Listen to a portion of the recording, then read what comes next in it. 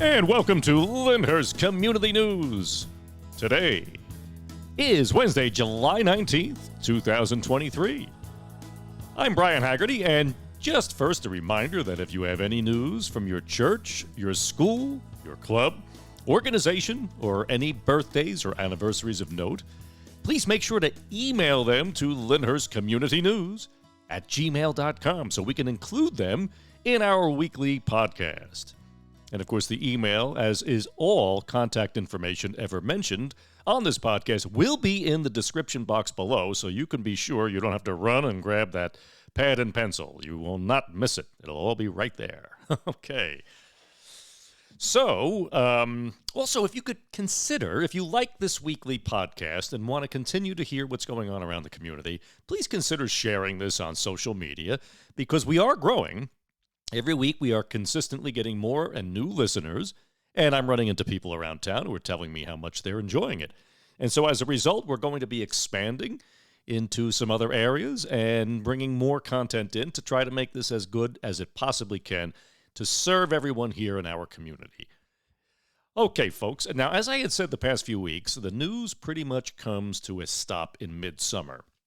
So next week, there will be no episode. I'm going to take the week off.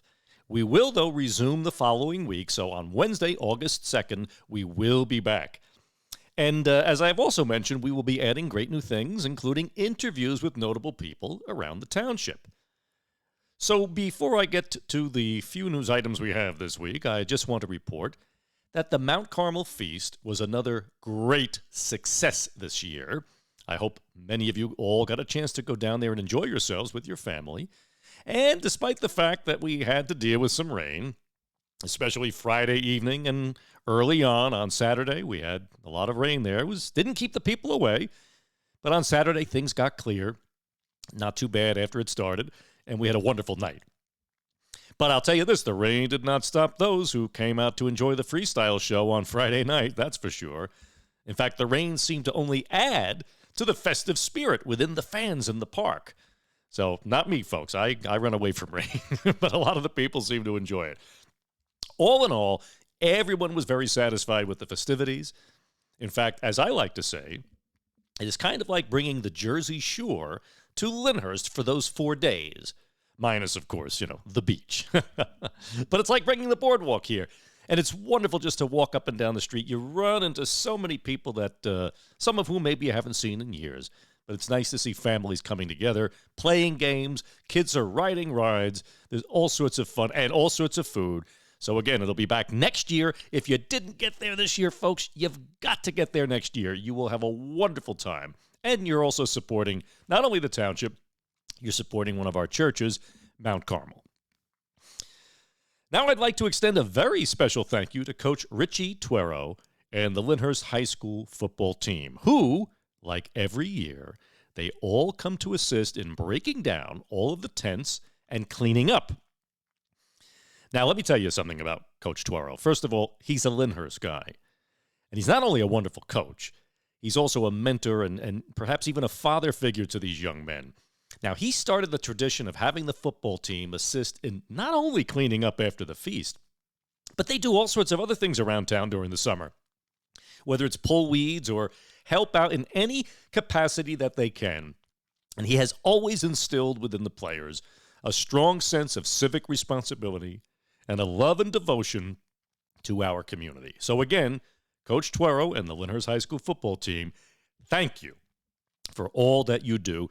We greatly appreciate it, and we will be there this fall to support you guys when you start playing again, which is coming very soon. Now on to the little bit of news that we have this week, and I mean a little bit, but anyway, it's still there. So an Armchair Aerobics class will be taking place at the Carucci Apartment building. That's on Stuyvesant Avenue.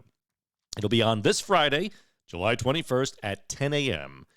The class will be instructed by Bill Wright, who's a certified instructor from the Bergen County New Ridge Medical Center. So if you want to be involved, you want to go, if you have any questions, you may call Bill Wright directly at his phone number, which is 201-247-7438. And on behalf of Coach Paul Passamano and the girls' basketball camp, Coach Paul would like to thank Michelle, who is the owner of Golden Proportion Acupuncture, which is in Rutherford, but she actually sponsored the girls' shirts for the summer camp, and he sent me a message yesterday asking me to send a shout-out and a thank you from him and the girls to Michelle for your sponsorship and your support. And okay, Lyndhurst Junior Football and Cheering. Registration is open. Now, there's tackle football for ages 7 to 13. The fee for that is $175. Cheering for ages 7 to 13. The fee is $125. Flag football and cheer for ages 5 and 6 is $65.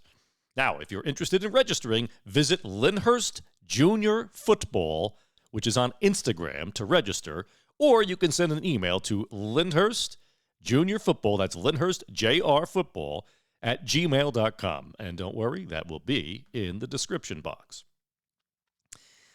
So now, to make up for the lack of news, as I said, we're going to talk a little bit more about some Lyndhurst history. And I'm going to read a little bit about the history of the small mom-and-pop grocery stores that we have around town. Or should I say that we had around town. Now, these are only the grocery stores. These aren't the soda fountains and the Luncheonettes. We had many of those too, and we still have some Luncheonettes around town. Now, Lyndhurst was loaded with very small mom-and-pop stores, literally run by husbands and wives or families. In fact, so much of that, so much so that there was one literally for every neighborhood in town. And as I mentioned last week, even our ShopRite had started out as a small mom-and-pop store called Patsy's, named after Patsy and Sarah. Patsy was the owner. It was located on Ridge Road between 2nd and 3rd Avenues on the west side of the street. Now, Patsy later expanded that small store into a very large store on Valley Brook Avenue, which was originally across from the town hall. Now, that has since been demolished because then they moved from Valley Brook Avenue and Delafield Avenue to the one we know today as on New York Avenue. Same family owns it, and not only do they own this one, they own a great many. I don't know exactly how many they own, but I think they own 4 or 5 other ShopRites all throughout the state. So, all right, I'm going to be reading from Joe Caffone's book. You hear me mention Joe's name almost every week. Joe has written the book. I call it the definitive, most exhaustive book on Lyndhurst history. It's called My Lyndhurst, and it's available on Amazon.com. And I highly recommend that you get this book. I mean, there's just so much in it. It could literally take you months just to read through it. The tidbits and the amount of information that Joe scoured through records and news articles and researched, and he just did an amazing job. So again, Joe, thank you, and get his book and support him. So let me go over here. I'm going to be reading here from Chapter 7, not the whole chapter, because again, I'd like you to get the book, but just a little bit about the small neighborhood grocery store. So Joe begins by saying, back in the 1950s and 60s, a common sight in some Lyndhurst neighborhoods was a small grocery store, many of which were found at the corner of an intersection. The stores could best be described as mom and pop, or perhaps more correctly, sole proprietorship operations. These small stores often occupied the first floor of a 2- or 3-story building, or they were ground-level standalone structures. They were an extremely convenient source for many household staples and were readily frequented and supported by neighborhood people. The earliest neighborhood grocery stores in town, for which some record could be found, go back to 1895. William Anderson had a store on Valley Brook Avenue.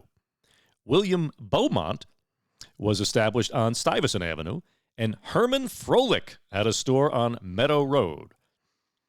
There were also several meat markets that existed in town during this time as well.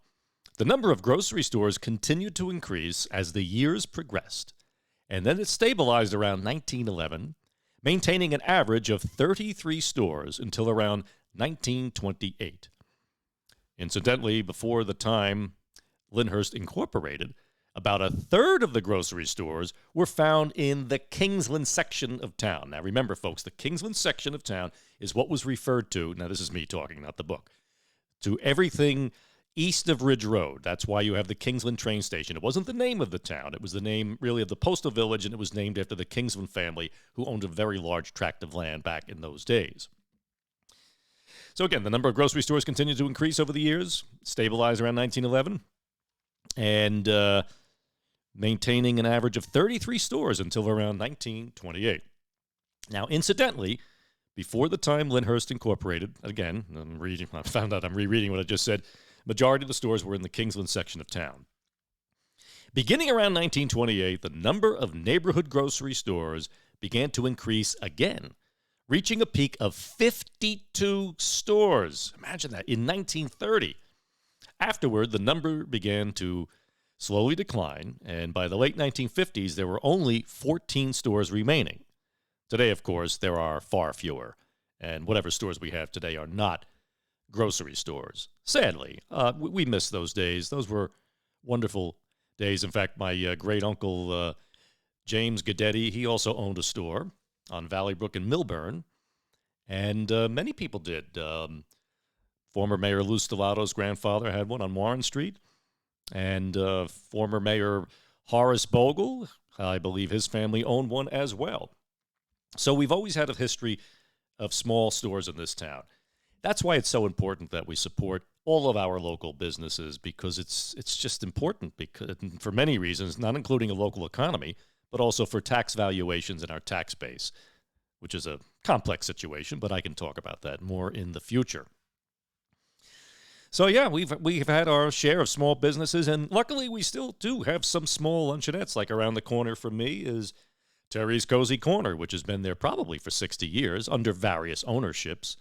But it's a meeting place where people go, regulars go every day to have their coffee and their breakfast or their lunch, to meet up with friends, to chit-chat. You know, and it's things like that that make a town like Lyndhurst so special, because we know each other. And that's why I always invite all of you who are new to the community to come out and get to know your community more, and because you're a part of it now. And that's why I always share history. Because if you now live here, if you've bought a home and you've settled here with your family, well, this is also your history. And now, all of you who are new to the town, you will be making your own history, which one day, of course, will be something we'll be talking about. Anyway, so again, short episode this week, folks, but remember, we're not going to be doing a broadcast next week, but we will be back Wednesday, August 2nd, and we will be doing great many spotlights on small businesses to introduce everyone to the small businesses we have in town, because many people have never heard of many of these businesses. I've done a few, but I'm going to keep doing more and more. The thing is, I have to make the time to go there and visit these businesses, meet the owners, let them know what I'm interested in doing for them, and learning about their business so I can report on it to you. And as I said, we will be doing interviews. In fact, one of the first interviews we're going to be doing is with Coach Richie Tuero. And he's going to be talking about what we can expect from the upcoming Lyndhurst High School football season, what standout players, who's playing what position, what the whole fall is going to look like. So I already spoke to him about doing that, and he's excited to do that.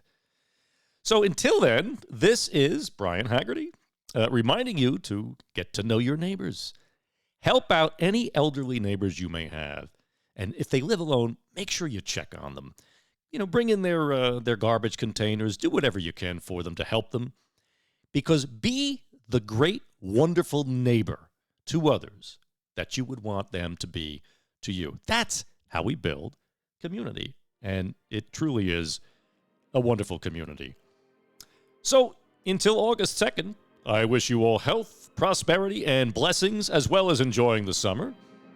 And let's all continue to make Lyndhurst the great, family, close-knit community it always has been, and God willing, it always will be.